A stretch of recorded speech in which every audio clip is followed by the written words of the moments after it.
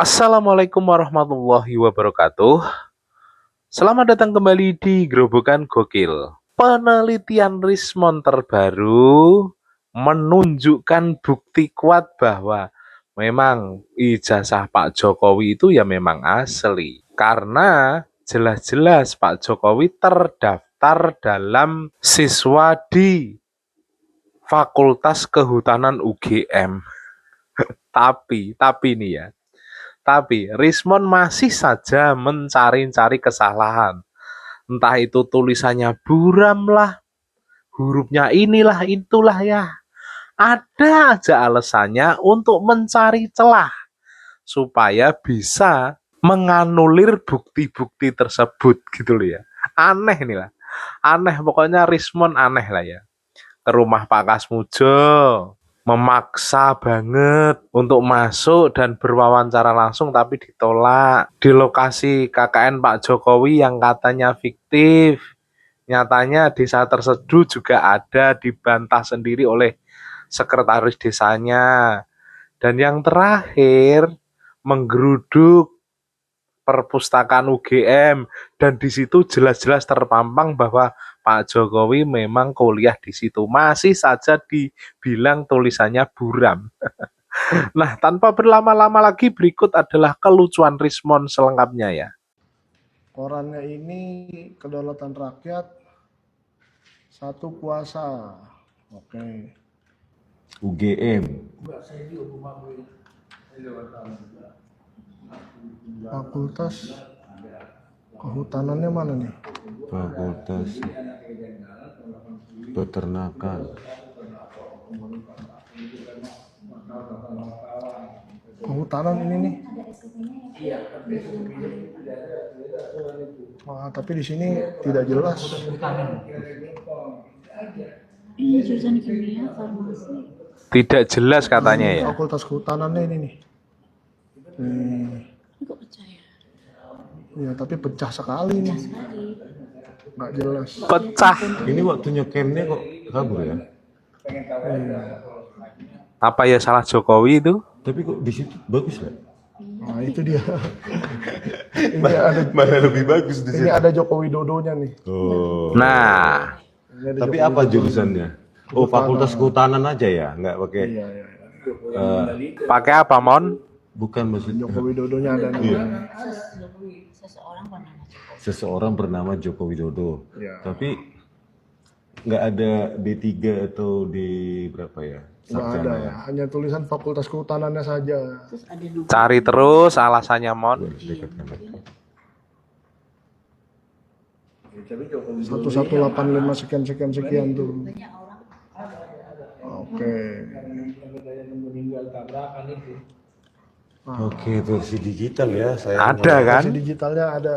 Tahun akademik 1981-1982 itu juga dilingkari atau dibulati 3 kali itu sarjana muda, program atau tingkat studi yang diambil. Jadi dari dasar tersebut ya, kalau terdaftar sejak awal sarjana muda, maka tidak mungkin menulis skripsi, maka tidak ada pembimbing skripsi, maka tidak ada KKN dan tidak ada ijazah sarjana kehutanan. Ya, pertama saya sendiri tidak mengikuti langsung ya apa yang dilakukan Pak Rismond terkait apa tadi video yang ditayangkan. Tapi kalau saya lihat ya menurut saya juga tidak bisa diuji keabsahannya keterangan orang yang sedang sakit, apalagi keterangan dari istri itu bersifat sekunder ya. Jadi keterangan-keterangan yang di luar persidangan itu tidak memiliki nilai karena tidak dibawa sumpah dan apa namanya itu semua tidak akan menjadi pengaruh dalam proses penyidikan. Tapi yang kedua satu lagi saya menjadi agak bingung juga nih ya karena pertama kan kita mempersoalkan terkait kepalsuan ijazah.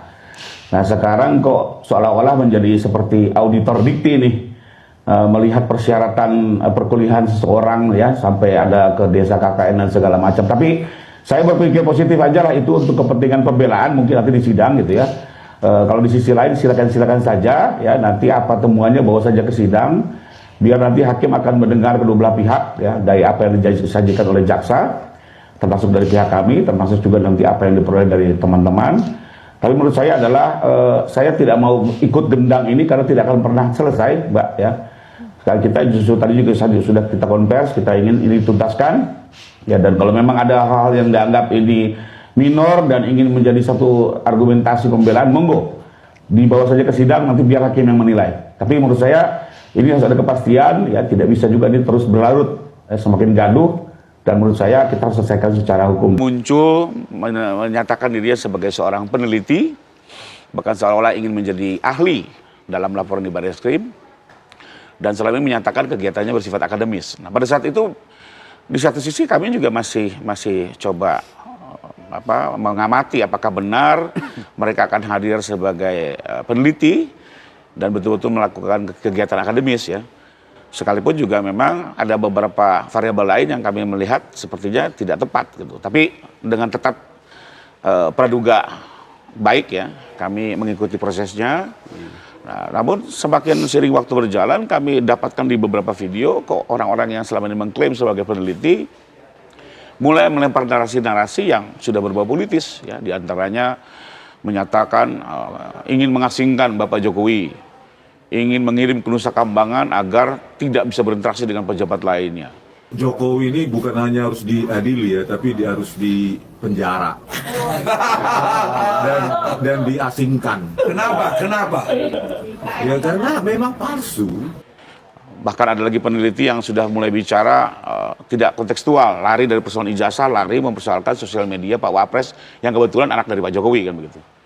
Lalu ingin bersama melakukan gerakan pemakzulan yang memang sekarang juga sedang bergulir. Tindakan yang sangat tidak pantas dilakukan, ya, oleh Wapres kita. Saya izin untuk mulai hari ini juga menyuarakan bahwa saya sangat mendukung juga upaya pemakzulan yang dilakukan oleh Purnawirawan, bukan karena fufafa yang itu terbukti, tapi Wapres kita itu mengikuti akun judul. Sehingga kami lihat, loh, kalau memang mereka peneliti seharusnya tidak seperti itu. Oke. Ya, seharusnya mereka tetap objektif, independen, dan tidak memberikan pendapat-pendapat yang bersifat subjektif, ya, apalagi tendensius. Oke, Bang Rifai, dari tadi Anda sebut ada peneliti, kemudian ada peneliti yang lain. Siapa sih yang Anda maksud? Siapa nih? Kembali lagi itu biarkan menjadi penyidikan di Polda, dan kami juga lebih kurang mengirim pesan ini ke Polda untuk didalami, gitu. Oke. Karena selama ini mereka berlindung dari kegiatan ilmiah, ternyata dalam perkembangannya sudah di luar konteks. Ya, sebagai contoh, Mbak, kalau dalam hukum, ya, misalnya ada dokter melakukan otopsi, dia sebagai ahli yang independen, dia cukup bicara bahwa orang ini mati karena tusukan benda tumpul, tanpa perlu bilang pelakunya harus dikirim ke Nusa Kambangan kah, gitu, ya, pelakunya harus diasingkan. Itu sudah di luar konteks seorang peneliti yang benar dalam konteks ahli. Sehingga dari fakta yang ada ini kami berpendapat bahwa mereka ini sudah tidak layak menjadi ahli, dan Baik. ini menjadi pertimbangan di Polda Metro Jaya. Oke, kami ingin tahu dasarnya kemudian pernyataan itu keluar, ada pihak yang ingin mengasingkan dan juga menusakambangkan. Tentu ada sesuatu begitu. Apa dasarnya? Memang di video tersebut tidak diuraikan, ya. Lebih kita lihat seperti emosional, ya. Tapi kembali lagi, ya, mungkin nanti Mbak silakan ikuti di sosial media, ya, video itu. Kami juga pegang videonya, gitu, ya.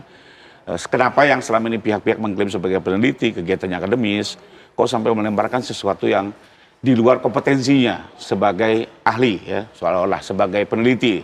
Karena kan kalau kita bicara akademis kan harus objektif, ya, harus tetap kontekstual, ya, dan tidak mengarah kepada satu-satu variabel-variabel yang sudah di luar penelitiannya, lebih kurang begitu.